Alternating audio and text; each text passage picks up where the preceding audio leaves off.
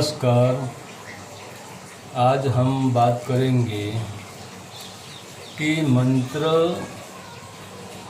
बनाने की क्या ज़रूरत हुई, मंत्र क्यों बनाना पड़ेगा, मंत्र बनाने के पीछे का रहस्य क्या है।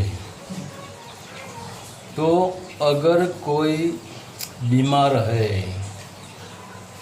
वह बीमारी को ठीक करने के लिए हम इसको डॉक्टर के पास ले जाते हैं और डॉक्टर यह मरीज को बीमारी दूर करने के लिए गोली देता है।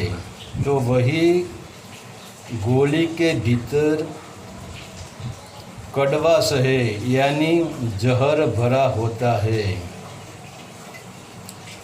और इनके पर मीठी परत लगाई हुई दिखाई देती है। अगर ऊपर परत न होती तो मरीज कभी एक कड़वी गोली खाता ही नहीं। अगर तुम जहर भी एक औषधि है, अगर तुम इसको अपनी मात्रा में ले लो तो वह जहर तुमको स्वस्थ कर सकता है, और मात्रा के बाहर ले लो तो वही जहर तुम्हारा प्राण भी ले सकता है। तो वैसे ही मंत्र का भी ऐसा ही है। मंत्र बनाया गया है, वह सभी मंत्र में भगवान के रूप का वर्णन किया गया है, इनके गुणों का वर्णन किया गया है, इनकी शक्ति का वर्णन किया गया है। और मंत्र में तुम भगवान को नमस्कार भी करते हो, क्योंकि मंत्र के पीछे नमस्कार यानी नमः तस्ये नमः तस्ये नमः तस्ये नमो नमः ऐसा लिखा गया है।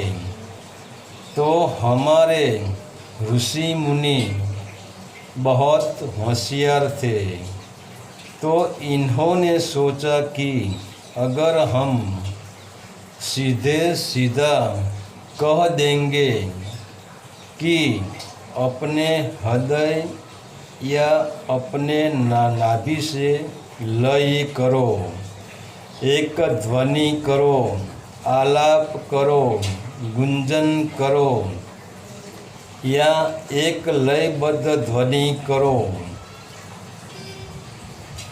ध्वनि की गहराई से ओमकार का उच्चारण करो, क्योंकि ओम में जो ध्वनि है वह तुम्हारे हृदय तक, तुम्हारी नाभि तक पहुंच सके। और तुम मनुष्य को कितना ही कहो कि गहरी श्वास ले लो, फिर भी कोई गहरी श्वास लेगा ही नहीं। और तो न आज के मनुष्य गहरी ध्वनि करता है और न आज के मनुष्य गहरी श्वास भीतर ले जाता है। तो ध्वनि को भीतर न कोई जाने देगा और न गहरी श्वास लेगा।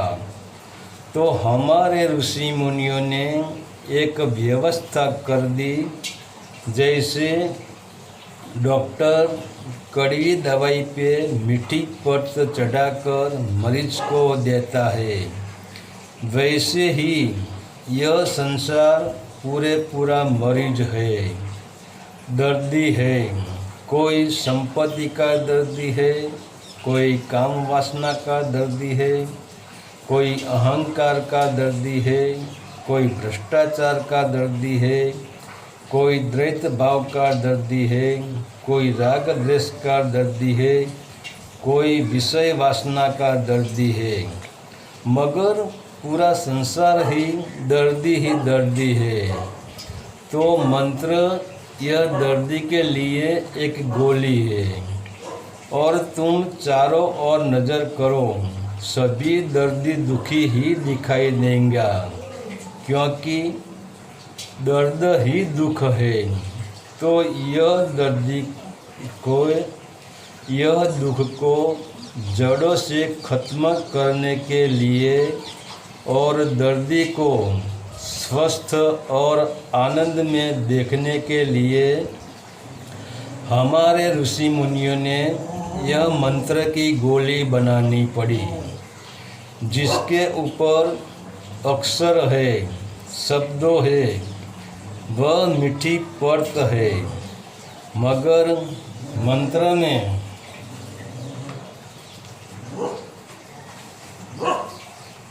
एक ध्वनि है, एक नाद भर दिया है।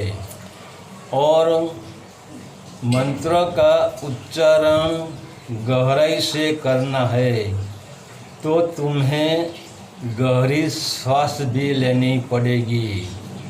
तो मंत्र के श्वास ध्वनि भी तुम्हारे भीतर जाएगी और गहरी श्वास भी तुम्हारे भीतर जाएगी, और वही ध्वनि, वही गहरी श्वास तुम्हारे भीतर जाते ही तुम्हारी ऊर्जा को धक्का लगेगा, तुम्हारी कुंडलिनी को धक्का लगेगा, तुम्हारे नाभि चक्र को धक्का लगेगा, तुम्हारे हृदय चक्र को धक्का लगेगा, तुम्हारे मूलाधार को धक्का लगेगा, और तुम्हारी ऊर्जा अभी बेहोश होकर सो रही है या संसार की ओर विषय वासना में या संसार के सुख के पीछे भाग रही है, वही ऊर्जा ऊर्ध्वगामी होकर ऊपर उठने लगती है। तो तुम्हें ऋषि मुनि या संत कहते हैं कि अनहद नाद सुनो, या अपनी आवाज़ से भीतर गहरा लय करो, या भीतर लय का कंपन करो, और गहरी ध्वनि को अपने भीतर जाने दो।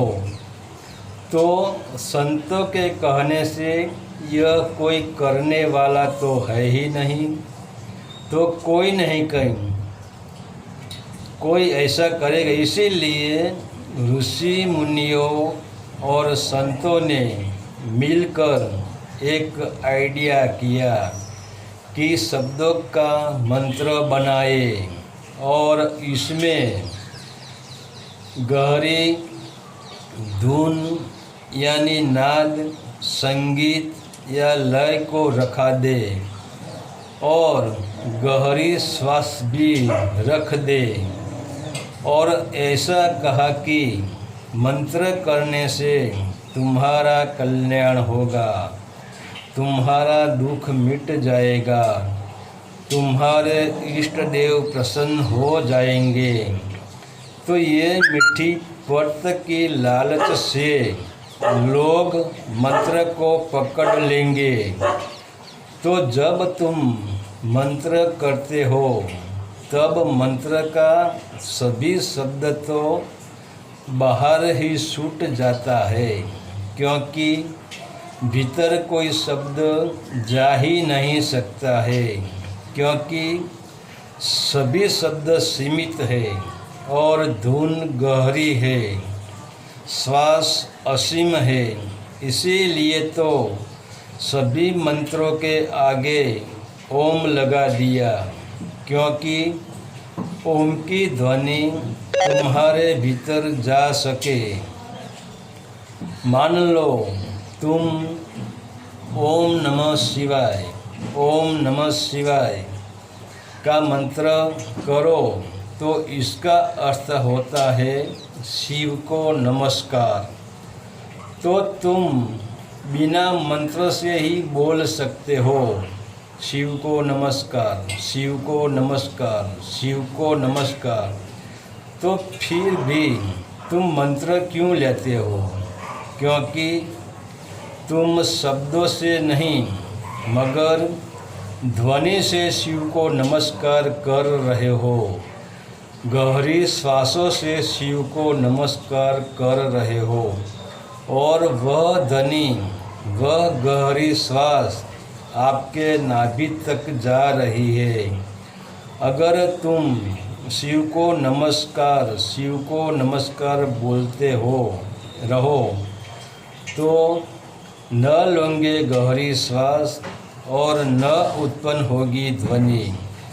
तो जिसे सही तरीके से मंत्र किया, इनका दर्द मिट गया। क्योंकि मंत्र ऐसी गोली है, एक ही गोली से तुम किसी भी एक मंत्र को पकड़ लो। तो कहीं लोग मंत्र करते हैं तो गलती से मंत्र करते हैं। मान लो तुम ओम नमः शिवाय का मंत्र करते हो तो तुम कैसे करते हो? ओम नमः शिवाय, ओम नमः शिवाय, ओम नमः शिवाय, ओम नमः शिवाय। कोई फायदा नहीं है। मगर ओम नमः शिवाय के बीच में जो गैप आती है, मान लो ओम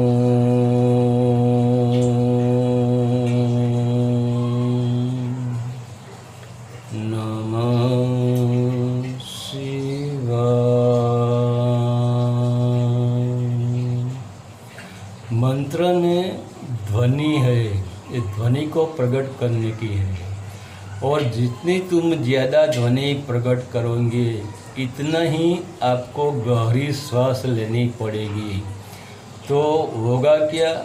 गहरी श्वास भी आपके भीतर जाएगी और गहरी ध्वनि भी आपके नाभि से टकरा कर यहाँ कंपन करेगी।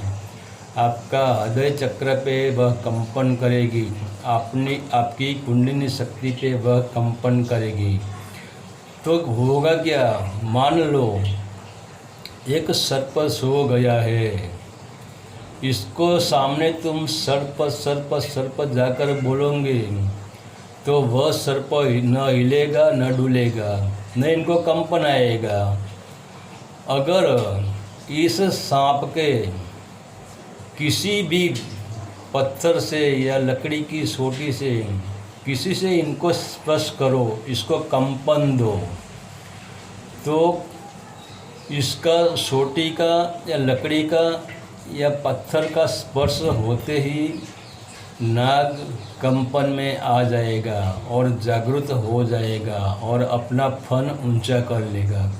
वैसे ही मंत्र में कंपन ही है, ध्वनि ही है, गहरी श्वास ही है। जो ध्वनि, जो श्वास हमारे भीतर सोई हुई शक्ति को जागृत करने के लिए यह मंत्र बनाना पड़ा।